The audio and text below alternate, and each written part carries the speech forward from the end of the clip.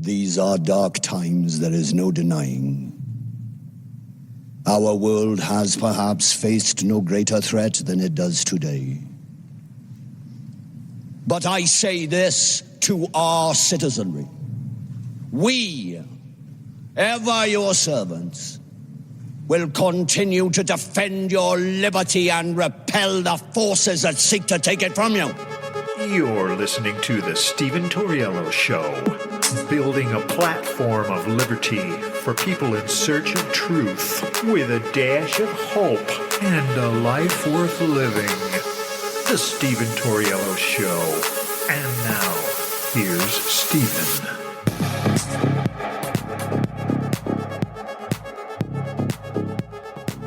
What's up, ladies and gentlemen? Welcome to the show. As always, thank you for tuning in. Look, I think Republicans are making a big mistake here. I got an article here from the Washington Times. Representative Mike Lawyer, Republican from New York, held up his new bill as possible solution to anti-Semitism on college campuses, saying that the debates in colleges and universities across the country are not a free speech issue. I disagree. I disagree wholeheartedly. This is where Republicans need to shine. This is where Republicans can actually make headway in the battle of free speech. But I'm afraid, like I said, they're falling into the leftists' trap.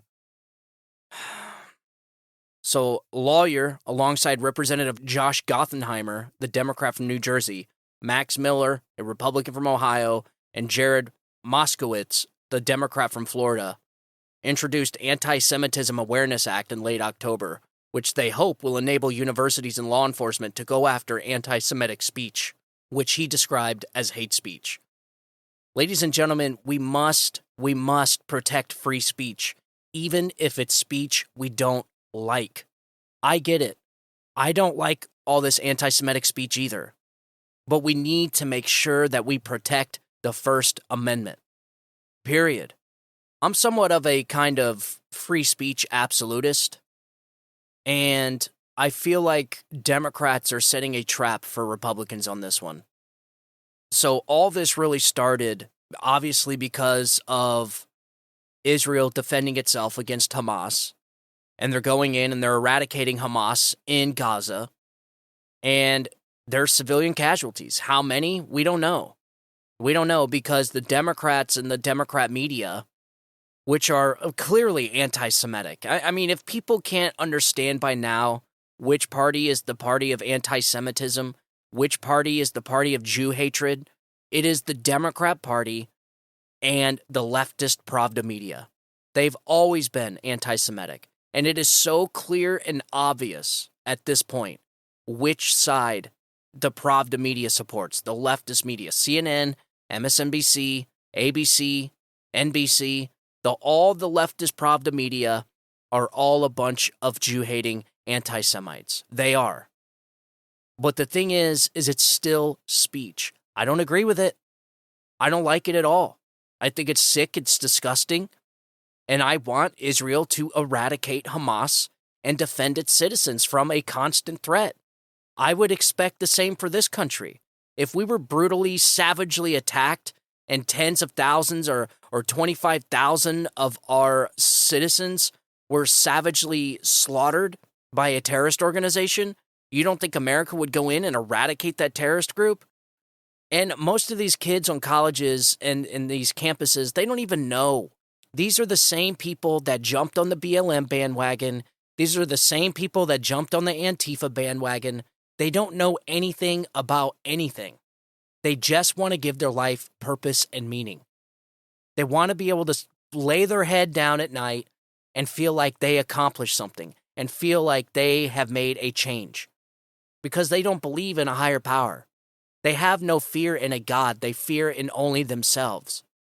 And this is the problem with these leftists and the radical groups that they support.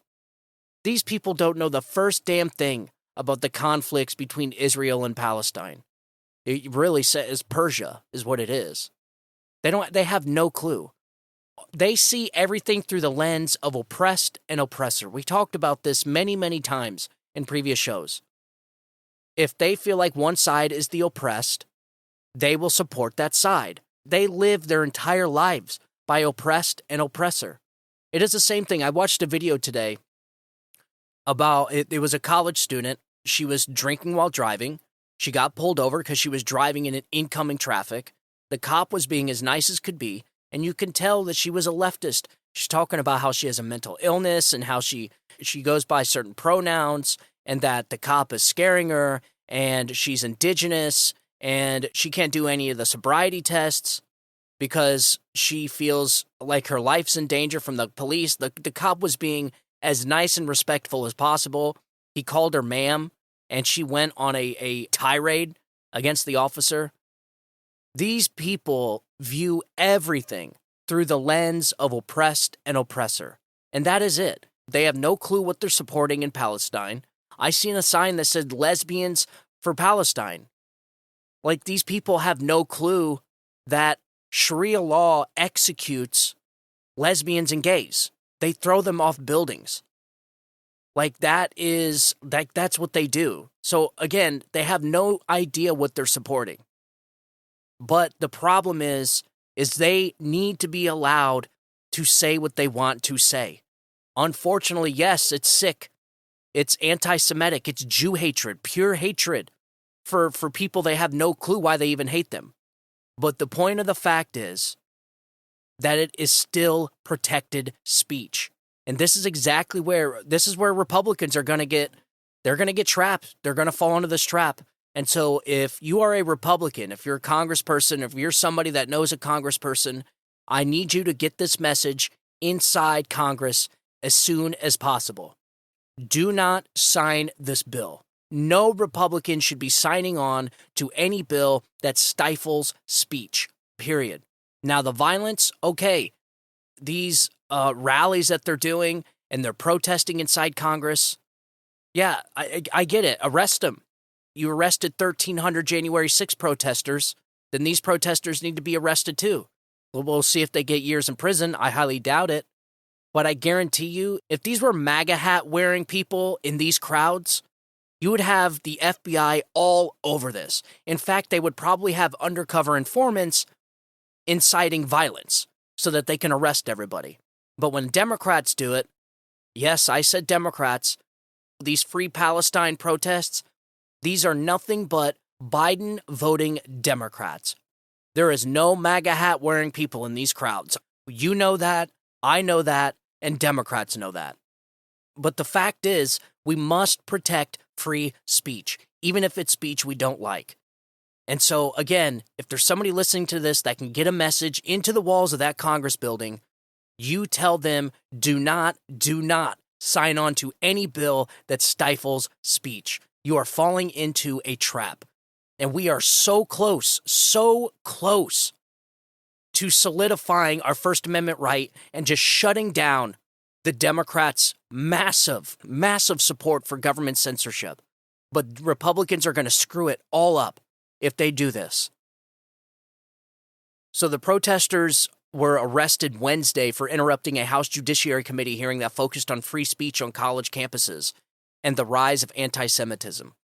Protesters, one by one, leaped up at the hearing to interrupt the first witness, Connor, I'm sorry, I can't pronounce this, Ogrydziak, Ogrydziak, whatever.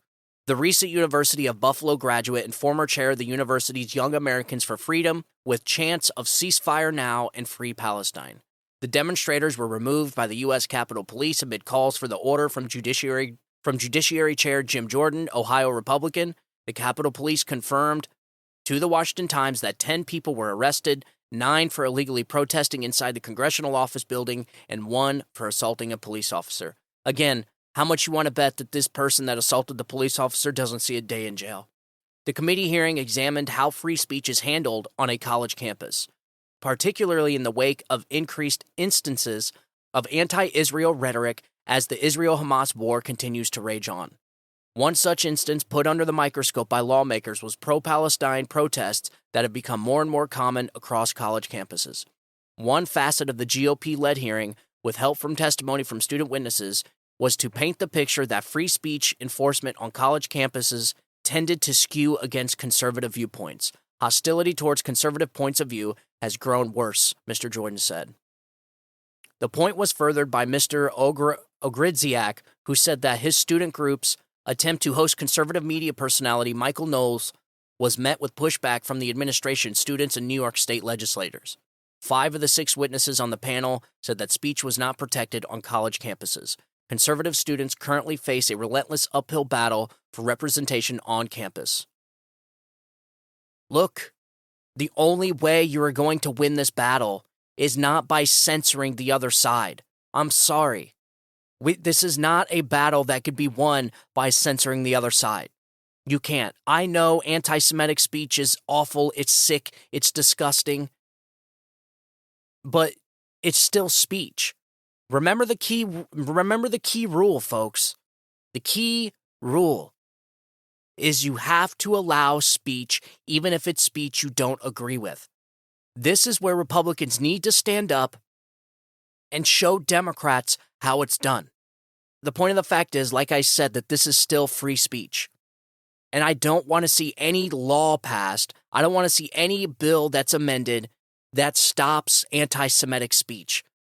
As much as I hate it and is as disgusting as it is still protected speech. And once you go down this slope, it's a slippery, slippery slope, and Democrats will never, ever let you live it down. Ever. So the plight felt by the conservative students was paired with the heightened anti-Semitic rhetoric that has skyrocketed on college campuses since Israel launched a war against Hamas after the terrorist organization's surprise attack on the Jewish state on October 7th. Now, with the kids that are getting surrounded and getting picked on and getting their, yarmulkes knocked off of their head, for students that are being, chased into libraries, essentially running for their lives. That you can't have that. I'm talking about free speech. Now, rioting and assaulting Jews, that's something completely different. Threatening Jews, that's something different. You can't be putting your hands on somebody. That's something totally different. But speech is what I'm talking about. Now, I watched a video where these Free Palestine Democrats chased a few Jewish people into a library. And I'm telling you one thing right now, that was one angry mob. And if they would have gotten a hold or gotten inside that library somehow, those kids would have been dead. They would have been dead. They would have beat those kids to death in that mob of people. This is what you get when you have radical leftist Pravda media. They spew their hatred over the airwaves 24/7, and they're constantly keeping the oppressed oppressor narrative going. It's really sick, but people need to realize we need to make sure that we know the difference. We need to make sure that we uphold free speech, even their speech, even anti-Semitic speech. I wholeheartedly disagree with what the Republicans and the Democrats are trying to do here. So witnesses Pamela Nadell, director of the Jewish Studies program at American University, and Stacy Burdett, vice president and government relations, advocacy and community engagement for the Anti-Defamation League, pressed lawmakers to fund the Department of Education's Office of Civil Rights to help combat anti-Semitic rhetoric and acts on campuses. GOP lawmakers have proposed to slash the office's budget by 25%. Kenneth Marcus, chair of the Louis D. Brandeis Center for Human Rights Under Law, said that anti-Semitism on college campuses was already high before the war broke out. Mr. Marcus said that in the aftermath of the war, faculty, students, and administrations have been creating environments on college campuses that did not allow some Jewish students who identified as Zionists to fully express themselves. Quote, people were shunned, marginalized, and excluded not just because of their political views, but because of who they are and what their identity is as Jews. Listen, first of all, people need to stop sending their kids to these colleges. These colleges are awful. They are producing some of the worst people this country has ever seen. They are indoctrination mills. Do not send your kids to these colleges. It's a damn shame. It really is.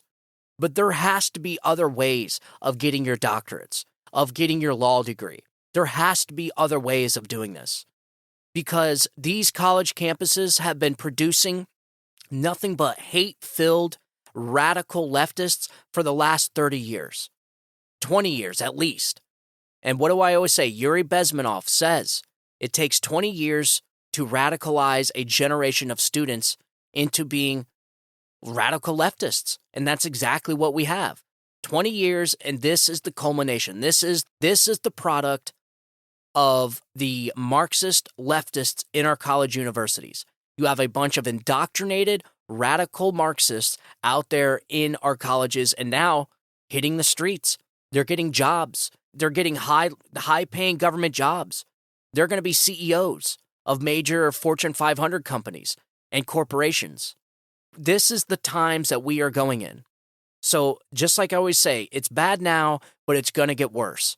However, we right now are on the weak men creating bad times. So right now we are on the weak men creating bad times stage. But I do have faith the younger generation that I see coming up into the world, my kids' generation, the Gen Z, I think that's their generation. I have hope for these kids. I really do. And it's not just my kids, but I see it all throughout their school. I see it all throughout the kids their age. They see the insanity. I'm sorry, but when an 11-year-old comes home to you and explains to you just how crazy a 18, 19-year-old college kid is because of their equity and their pronoun usage, like when an 11-year-old is calling you out, you know you got issues.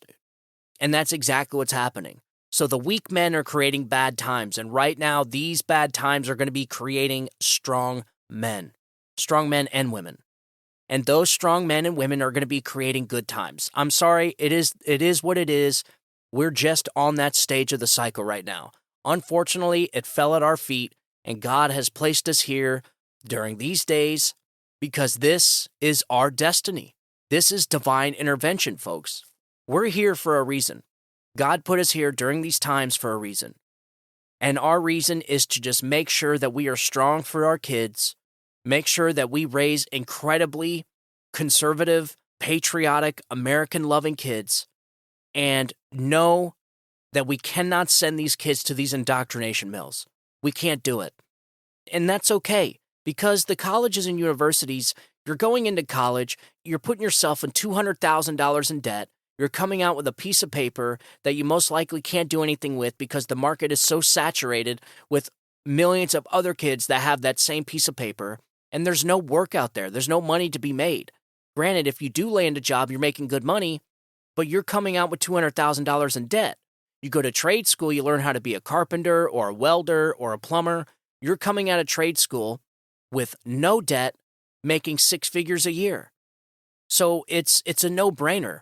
These are the times we're in. And then eventually, one day, when these colleges start becoming prestigious again, start being the colleges they used to be, then the colleges will become more important and more of a necessity. But as of right now, there is no point. I see no point in sending any child to colleges or any university or any college. None. Unless you would need it, like unless you need a law license, like unless you're going to be a lawyer, a scientist, or a doctor, there's just no need to go to these colleges. Unfortunately, that's just what we've been dealt. But we need to make sure Republicans stand strong on the free speech issue. We are so close to absolutely crushing the Democrats when it comes to censorship. I just posted an article that came out maybe a few months ago where majority of Democrats now support government censorship. Like 70% of Democrats support mass government censorship. Folks, that looks bad. That is awful. It is so bad, they don't even like to see it. I posted this article on my TikTok, and it got thousands of views, but the messages I got back were a bunch of leftist Democrats in complete denialism. Complete denialism. All right? Because they don't want to be the party of censorship, but that is exactly what they are. Okay? We know this. It has been proven. Legislatively, it has been proven in courts. It has been proven by judges, panels of judges. that the Democrat Party is the party of censorship, and Republicans need to make sure that they do not fall into this trap. These people are so smart, cunning, and evil. They are doing this on purpose. They are creating these Free Palestine rallies for exactly this reason, because they know that Republicans are more likely to support Israel and they're more likely to try and censor anti-Semitic speech. And so they're trying to turn the Republicans into the censorship party. That is what they're trying to do. This is how these people think. I'm sorry that's how it is. I'm sorry, but it is what it is.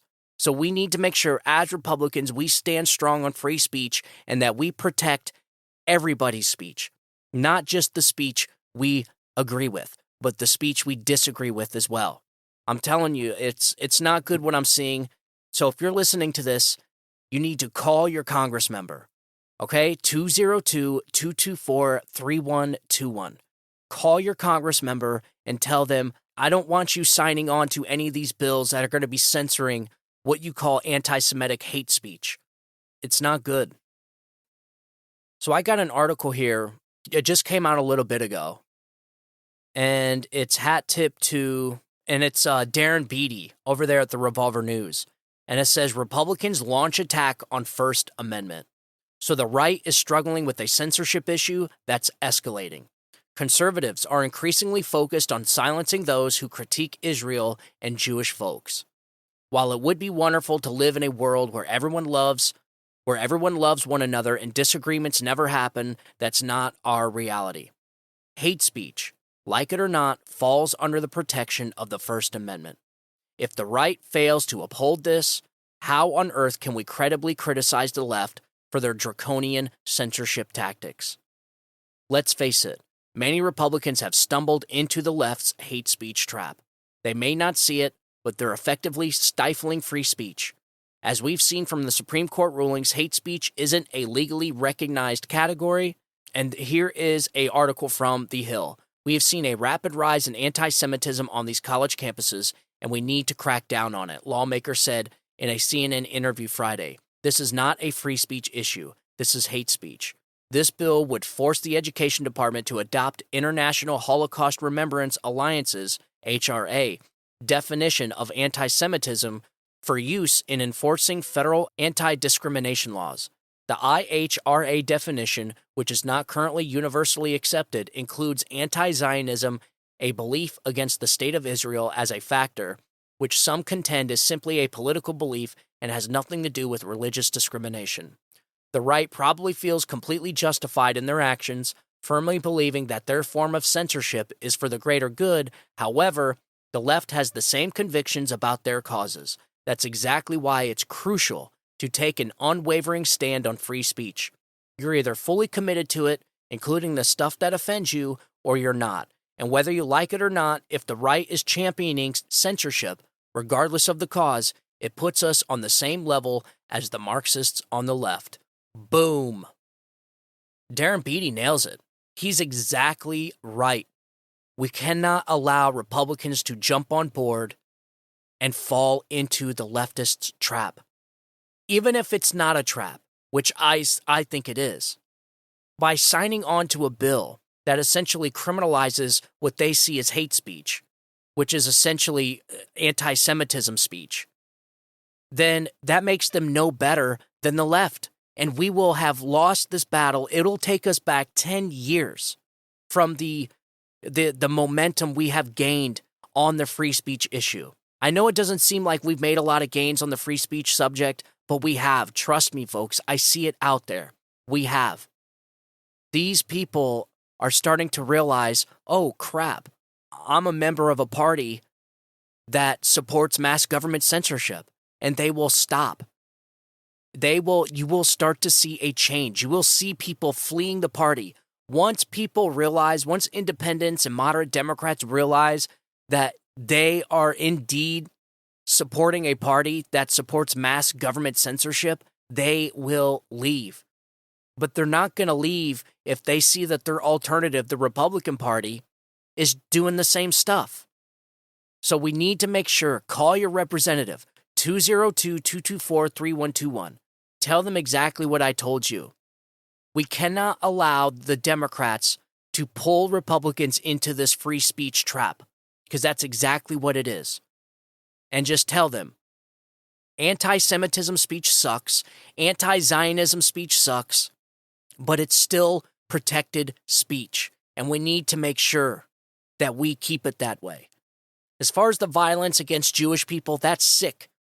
Anybody that assaults a person because of the color of their skin or their religious beliefs, they are the racist, and they need to go to jail for a hate crime, period. If you assault a Jewish kid, if any of these, in my eyes, they're Hamas supporters, any of these Hamas supporters, these Hamas sympathizers, assaults a Jewish kid, assaults somebody because they're Jewish, that, ladies and gentlemen, is a hate crime, and it needs to be handled like a hate crime.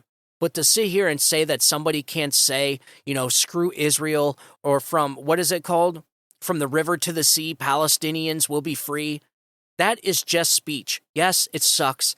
Yes, they're probably going to hell for saying it, but they are still allowed to say it.